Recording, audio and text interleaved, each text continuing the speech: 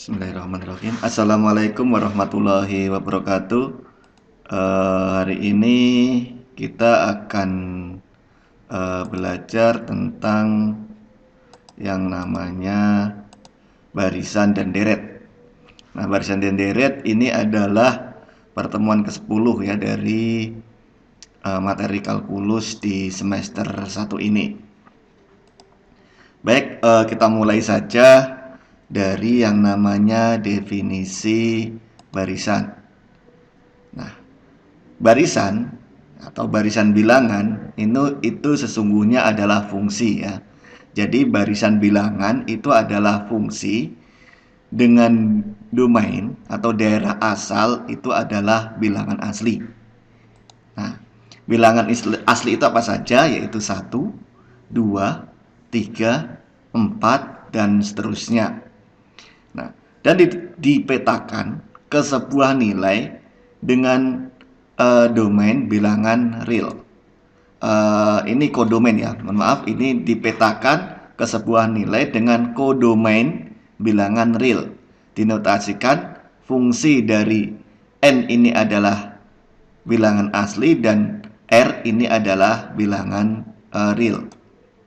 Misalnya terdapat suatu barisan, ya misalnya terdapat suatu barisan, misalnya setengah, seperempat, seperenam, seperdelapan, dan seterusnya, maka sesungguhnya setengah, seperempat, seperdelapan ini adalah kodomain. Ini adalah bilangannya adalah real. Domainnya yang mana? Domainnya ini adalah seperti ini. Ini A1, ini adalah suku ke-1 ya. A2 atau suku kedua, A3 atau suku ketiga, A4 atau suku keempat. Nah, fungsi tersebut dikenal sebagai barisan bilangan real atau AN. Dengan AN adalah suku ke N. Jadi domainnya adalah suku ke N ya. Kodomainnya adalah bilangan real. Makanya tadi definisi dari barisan ini adalah sebuah fungsi yang domainnya bilangan asli. Yang dimaksud bilangan asli adalah suku ke ya. Suku ke-1, suku kedua, suku ketiga, tidak ada namanya suku ke setengah, suku ke seperempat, suku ke 1,5, suku ke 1,5, tidak ada ya. Jadi di sini domainnya ini adalah bilangan asli. Nah, sedangkan kodomainnya ini adalah bilangan real. Ya bisa saja 1, 2, 3 atau setengah, seperempat, seperenam, seperdelapan, dan seterusnya. Nah, ini disebut sebagai definisi dari barisan. Jadi sesungguhnya definisi dari barisan ini adalah fungsi yang domainnya daerah asal, yang domainnya atau daerah asalnya adalah bilangan asli dan kodomainnya adalah bilangan real. Kemudian kita masuk ke yang namanya barisan konvergen. Barisan AN, ada barisan ini suku-suku ya, AN ini adalah suku-suku, dikatakan konvergen menuju satu nilai L dapat ditulis sebagai seperti ini. Limit dari AN atau limit dari suku ke N, yang mana N mendekati tak terhingga itu sama dengan L atau sama dengan mendekati satu bilangan. Jadi mendekati satu bilangan, jadi bukan tak terhingga ya. Jadi limit AN dari N mendekat terhingga adalah L. Di sini adalah disebut dengan barisan yang konvergen. Nah, dan sebaliknya disebut divergen, artinya dia tidak mendekati nilai L atau sama dengannya di sini aja sama-sama dengan tak hingga. Nah, kalau 0 gimana? 0 berarti dia tetap konvergen karena 0 ini sebuah bilangan. Jadi kalau dia ini sama dengan tak hingga atau tak tentu, maka dia divergen atau tidak konvergen. Adapun sifat dari limit barisan, misalnya ada barisan AN konvergen ke L dan barisan BN konvergen ke M, maka artinya di sini barisan AN ini akan mendekati ke L dan Bn ini mendekati M, maka jadi limit di antara keduanya ini, limit di antara kedua barisan ini, ya, ketika dijumlahkan atau dikurangkan, ini adalah jumlah dari masing-masing limit tersebut, ya, masing-masing limit tersebut itu sama dengan apa namanya itu hasil pendekatan dari limit tadi, ya, limit tadi. Jadi tinggal L ditambah atau dikurangi M. Gitu. Nah, kemudian untuk perkalian pun sama, ya, perkalian pun sama. Jadi limit AN kali BN itu sama dengan perkalian dari masing-masing limit sama dengan hasil dari pendekatan dari barisan tadi, ya. Nah, jadi hasil dari konvergen tadi, dia mendekati ke konvergen ke bilangan berapa gitu kan. Itu dikalikan.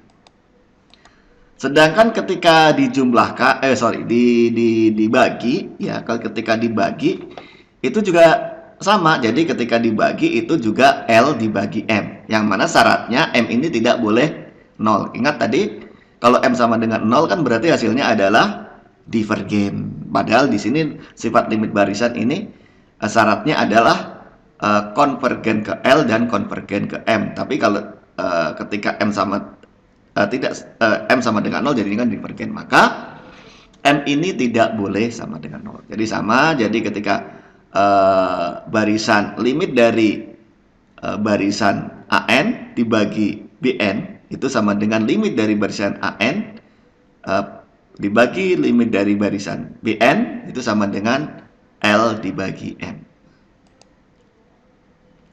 Ada contoh kasus seperti ini. Tentukan konvergensi dari barisan berikut. Nah, ini disuruh menentukan intinya di sini konvergensinya itu konvergensi atau tidak gitu kan. Nah, kalau dia konvergen itu hasilnya di konvergen bilangan berapa. Tapi kalau dia divergen atau tidak konvergen itu berapa per tak hingga, misalnya seperti itu. Nah, kita lihat limit mendekati N mendekati tak hingga dari N per 2N min 1. Kan ini akhirnya limit N mendekati tak hingga. Nah, kita ingat kalau limit mendekati N tak hingga itu dibuat sedemikian sehingga agar adanya konstanta limit, ya, adanya konstanta limit. Kemarin kita sudah pelajari di sebelum UTS itu kan, ya, ada limit tak hingga itu seperti apa, dan diakhiri dengan nanti sedemikian sehingga nanti agak bentuk seperti ini, ya, ada bentuk seperti ini. Oke, sehingga di sini ini N ini semuanya dibuat sehingga di sini dibagi N semua, ya, sehingga ini akan ada konstanta 1 di sini. Ini 2N dibagi N juga ada konstanta 2 kurangi 1 per N. Ingat, limit tak hingga dari bilangan konstanta per N itu adalah 0, ya. Sehingga di sini 1 per 2 min 0. Sehingga hasilnya adalah setengah. Maka barisan dari AN sama dengan N per 2N min 1 ini adalah konvergen. Nah, tentu kita lihat lagi, ada satu soal lagi. Nah, apakah ini konvergen atau divergen? Mari kita lihat. Yang pertama adalah masih sama, ya, aturannya dibuat sedemikian hingga sehingga ada bentuk yang dia nilainya 0 dan ada konstanta sehingga nanti ada hasilnya. Nah, misalnya seperti ini akan dibagi N kuadrat semua, ya, dibagi N kuadrat semua sehingga 3N per N kuadrat plus 1 per N kuadrat, sehingga di sini hasilnya ini kelihatan, ya, N per N kuadrat itu 1 per N, jadi 1 per N kuadrat gitu kan, sehingga hasilnya 3 plus 0, di atasnya itu 3 plus 0 kalau 1 per N kuadrat itu 0, kemudian 1 per N ini 0 dan 1 per N kuadrat 0 per 0, akhirnya 3 per 0, hasilnya adalah tak tentu atau tak hingga. Maka barisan ini disebut sebagai barisan divergen karena dia tidak memiliki nilai tetap seperti itu. Nah, kemudian kita akan belajar selanjutnya itu adalah deret tak hingga. Deret tak hingga dinotasikan dengan tanda sigma. Misalnya di sini ada sigma AN, N dari 0 hingga tak hingga, maka deret itu menjadi A1 tambah A2 tambah A3, tambah A3 tambah dan seterusnya plus AN dan seterusnya. Nah, ingat tadi kalau barisan itu kan pemisahannya adalah koma ya. Sedangkan deret itu pemisahannya adalah tanda plus. Jadi nanti ada perhitungan jumlah ya. Perhitungan jumlah. Berapa jumlah deret suku ke sekian, dan sebagainya dan sebagainya. Nah, dengan AN ini adalah suku ke N. Selanjutnya, ini kita belajar tentang barisan jumlah parsial. Misalkan Sn, ada Sn, menyatakan jumlah parsial suku parsial ke N, suku deret dari AI, ini deret AI, yang mana I adalah 1 sampai tak hingga, maka S1 adalah A1. Ya, karena jumlah dari ya. Ini kan jumlah parsial kan, menyatakan jumlah Sn ini menatakan jumlah kan.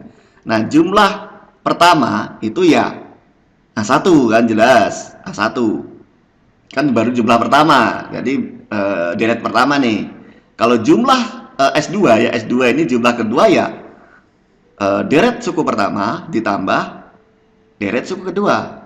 Kalau S3 maka deret suku pertama ditambah suku kedua ditambah suku ketiga.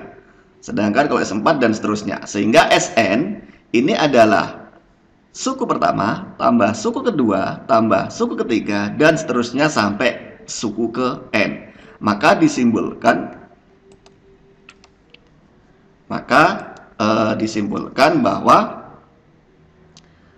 deret parsial ini adalah sama dengan jumlah dari, ini kan sigma ini kan, jumlah dari deret ya, Sn ini adalah jumlah dari deret AI, yang mana I itu 1 sampai ke N, seperti itu.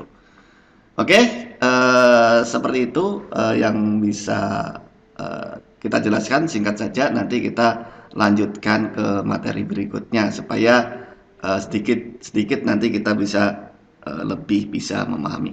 Baik, terima kasih dan assalamualaikum warahmatullahi wabarakatuh.